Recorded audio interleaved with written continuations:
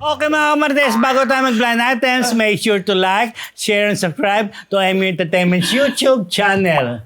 At kung blind items hanap nyo, pues, talasan ng isipan, pagkanahan pagiging martes, nandito na segment na inyong kinahumalingan at pilit na inuhula ng DAHO! Unang hashtag! Yun muna! Ewan sa inyo. Alam na this! Alam na Ako this!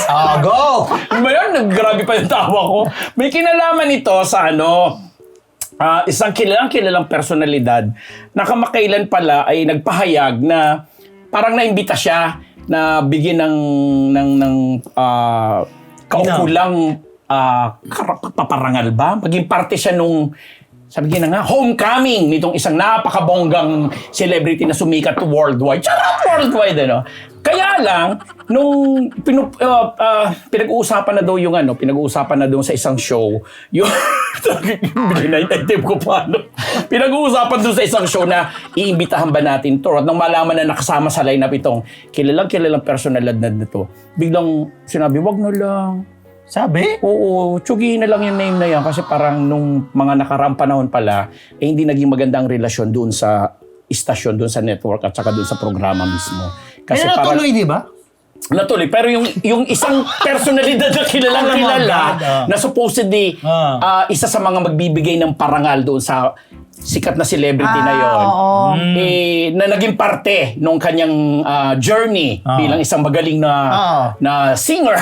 Sabi ko na, ang ganda nun, ay hindi pinayagan na makasama.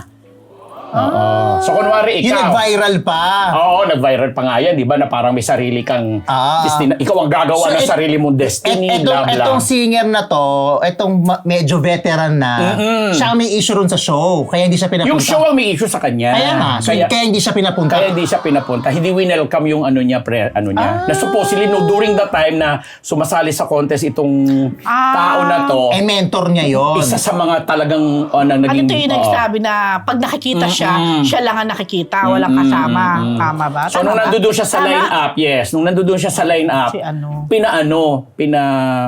pinatsugi nung... Bakit? Galit sa kanya. kasi ngayon mga show nga sabi, alam na this kung bakit. Ayun na nga, kasi may kinalaman na ng mga nakaraang panahon, may record pala na ganito daw, hindi sumuporta doon sa ganyan, tapos sumama doon sa...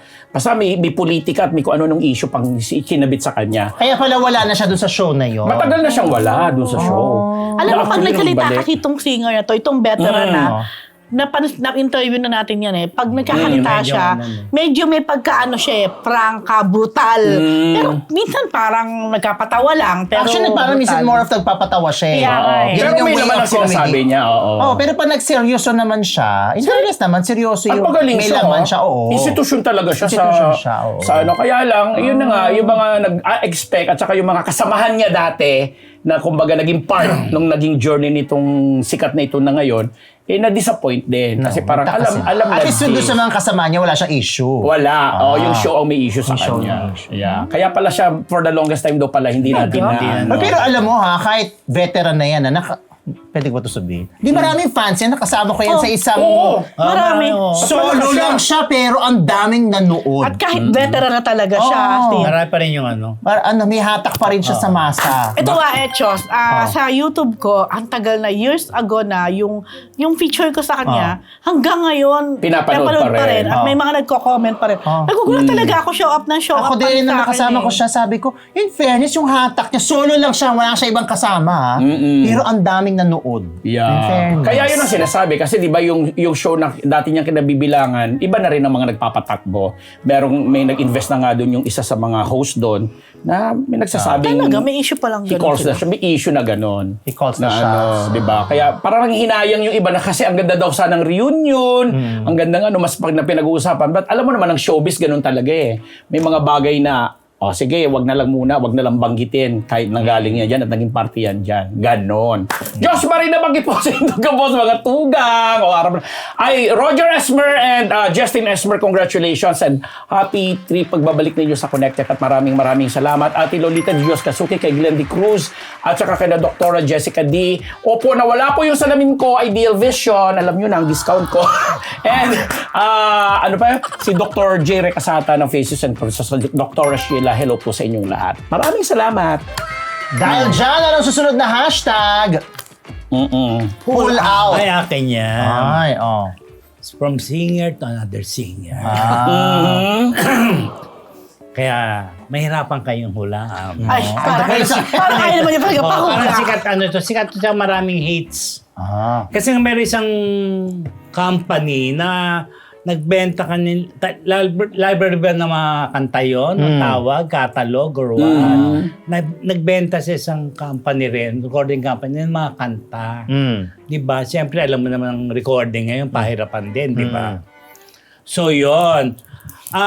Hindi alam kung anong, kasama sa contract singer ng recording company, yung female singer na yun, na marami rin naging hits. Na mid ano na, hindi naman kabataan pa, mid. Yun. Kaso nung na lamang ibebenta na, pinull out niya yung kanta niya. Dahil nga, hindi, pag binenta na, yung live kasama na yun, kumbaga, ang kikita dun yung na. Producer. Bakit siya ba ang sumulat? Oo, siya sumulat ng mga kanta niya. Pero pag binenta niya, syempre, pinagbentahan na niya, Oo. yun na yung may rights sa income. Oo, di ba? Kaya kinuha niya para, pinulaw niya para siyempre siya yung, may mga hits May mga hit. Ay, buti pumayag yung pinagbentahan niya. Hindi. Buti pumayag si kinuha niya recording. dun sa recording. Buti pumayag si recording. Siguro kanya yun Di ba? Pero akala ko singer nabenta siya. na. Singer yan. Hindi. Composer. Singer, composer din yan. Nag-hit yan. Hit singer yan. Okay, kasi kung malakas ang loob din, Ano sabihin yung hit songs yan. hit song? Ay, grabe. May kinalaman yan doon sa una kong vlog. Hindi sila magkakilala. Magkabatch. Hindi sila magkabatch. Hindi sila Magkakilala magkabatch. sila. Kasi singer OPM din Sino mas matanda sa kanila? Yung singer mo. Okay. hindi At least pa matabata. masyado. Hindi pa masyado. Mid nga daw female. Female. Pero may mga hit song. Nagigitara yan, no? nag-compose. Nagigitara. Oo, nagigitara. Okay. May asawa na. May asawa Hindi ko alam. na. Pakialam ko sa kanya. May line item na pero pakialam niya. Hindi ko siya masyadong close. Siyempre, I need blind item. Hindi talaga sila close, di ba? Pero one syllable lang ang name. Hindi, mahaba. Ayaw ko sabihin. Ang pangalan? Mahaba yung pangalan? Hindi, baka yung pag sinabi mo yung apelido. Baka sinabi mo yung apelido hahaba. Thank you. Thank you po. Yung apelido niya, Thank you meron po, siyang apelido na... Thank you, Nes, Nardo, Stephanie, yun. Yung kay... Di ba si ano yun? Yung apelido nito, may ka-apelido siyang kasamahan natin na veteran din. Oo. Ewan ko lang, tapos na ako. Tsaka yung lagi ko binabate. Yung lagi ko Are you binabate. talking to me? Oo. Thank you. Yan. Na nagpa-bottom ka apelido niya? Oo. Alin pa bottom? Bottom yung bitawag. Ayan yan, pinulaot Yan niya ba? talaga, no? Yan Pero ba? alam mo magaling yan. Yan na nga. Talaga? Di pa nga masyonda, di pa Di pa veteran. masyado, di pa. Hindi. Pero naging kasama din nung ano ko. Oo, nagkatabi sila. Magkasama sila. Nagkatabi sila. Nag-ano rin yun, di ba?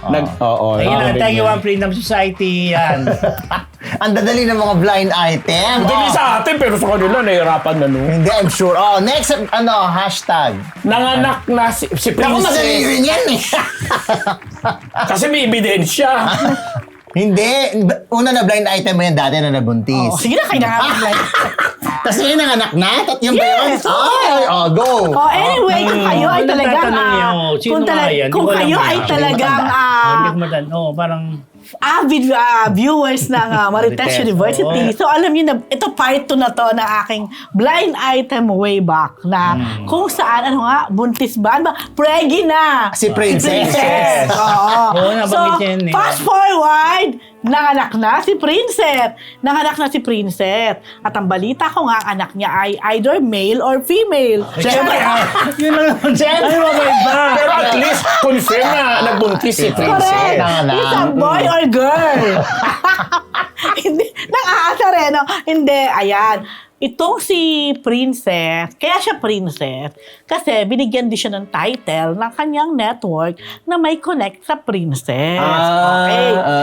Tapos, kung nakapansin ninyo, kung talaga kayo medyo observant, ay, ang tagal na ni Princess na hindi Nawawala. nararamdaman, hindi uma-appear, nag-Christmas, nag-New Year, kung ano-ano na. Ang teleserye na niya, na pinagbibidahan niya, alam ko na delay ang airing. Kasi nga, nalaman nila, ay, preggy pala si Princess. So, pinagpahinga muna, tinayaan mo na siguro, makapagsilang si Princess.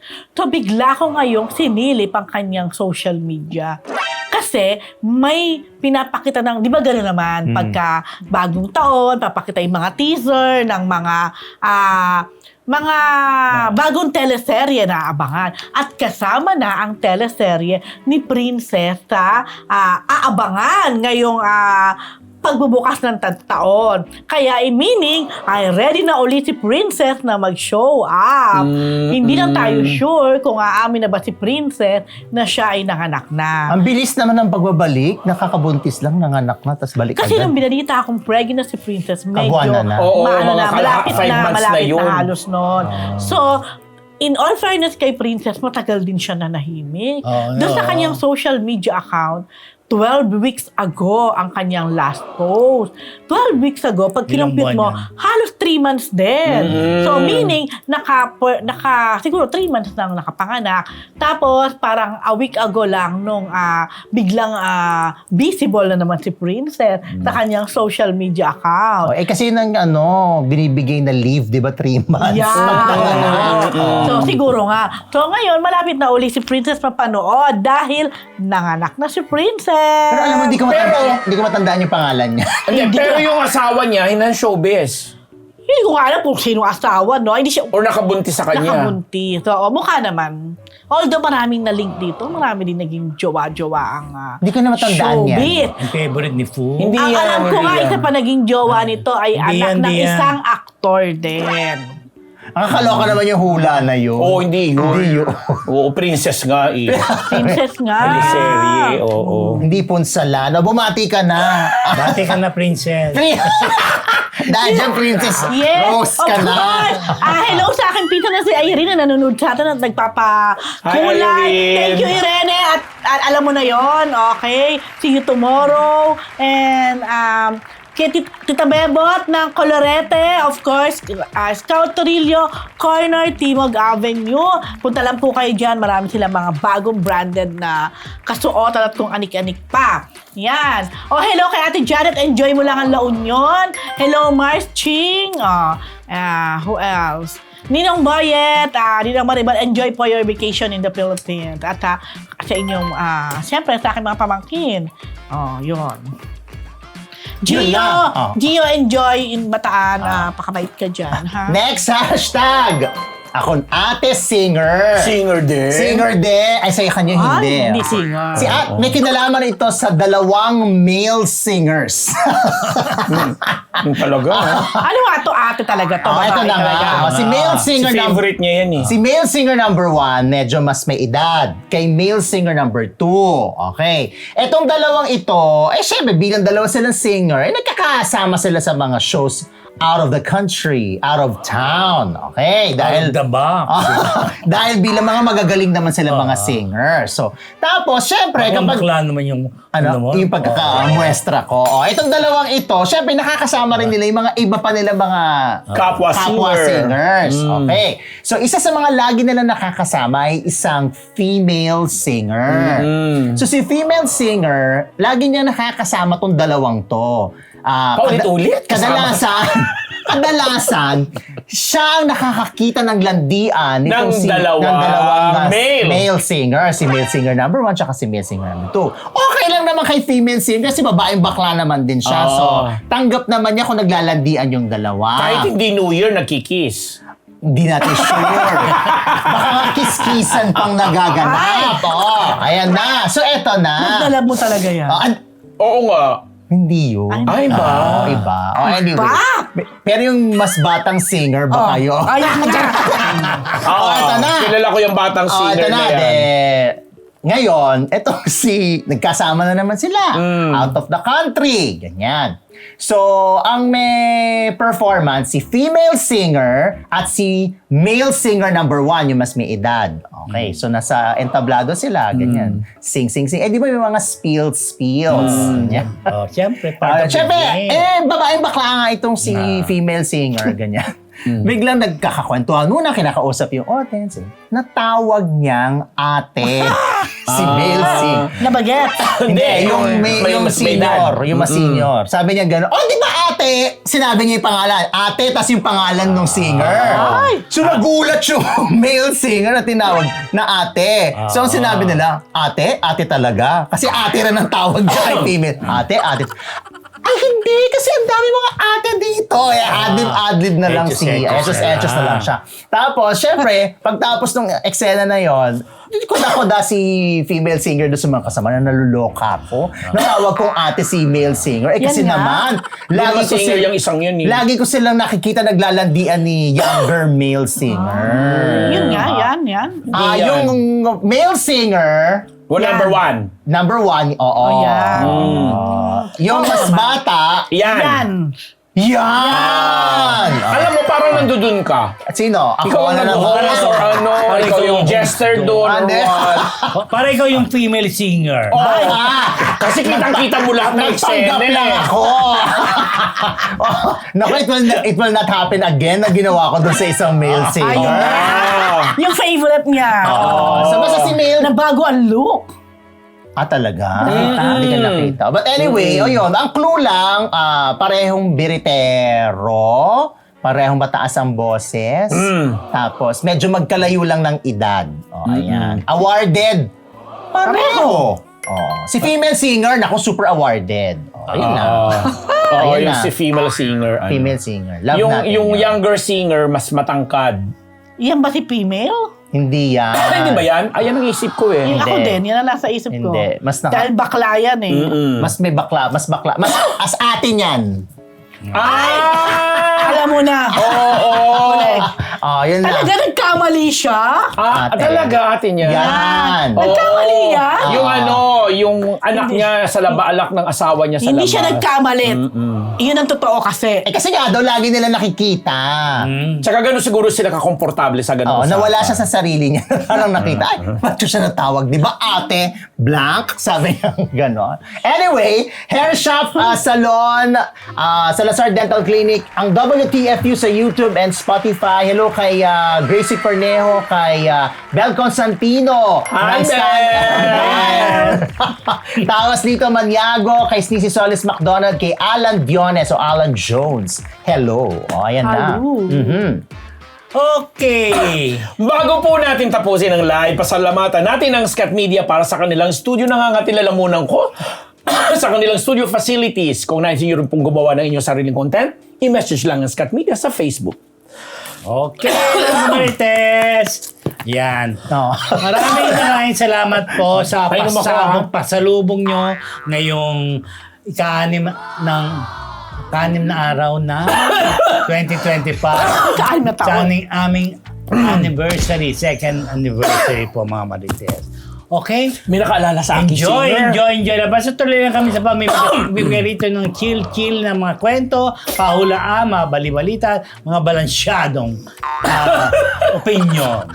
Ewan Diba? ko sa'yo. Ewan ko. For all I care. Thank you sa 1,700 live viewers. Maraming salamat. Tuloy-tuloy lang po kay Road to 100 na po ang inyong Marites Yeah, thank you University. sa inyo lahat. At yung mga team replay, maraming salamat po. Yes po. Just maray na banggit po sa Indoga Boss. Okay? Hula-hula na mga Marites, ang pondaho mula sa Marites University!